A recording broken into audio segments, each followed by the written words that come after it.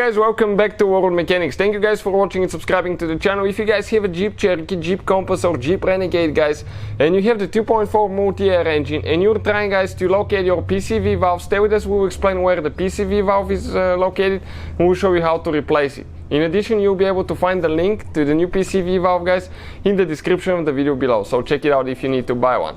As you can see, our engine is out, but you do not have to remove your engine guys.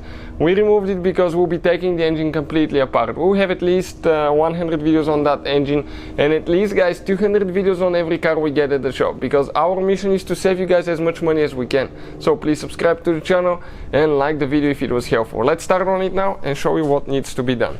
So this is it guys. Right here you can see 2.4 multi-air engine guys.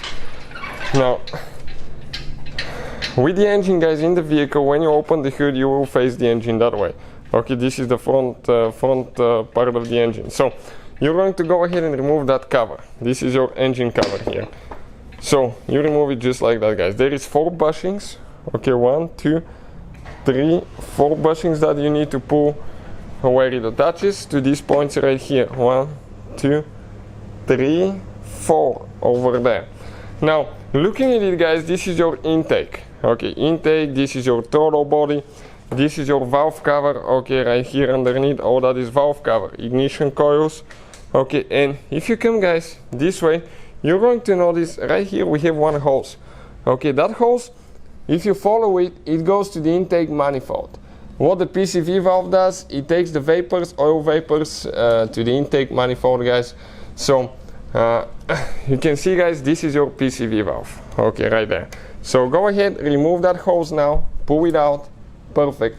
And what we need to do now, okay, we just need to get a 24 millimeter deep socket guys.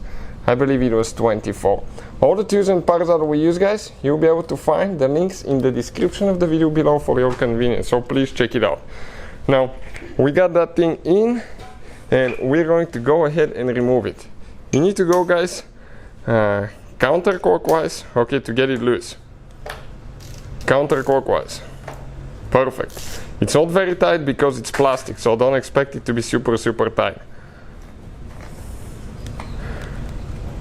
Okay, and this is guys your PCV valve. If you want to see the video how to test that, okay, what needs to be done to test it, check it out, it will be on the channel.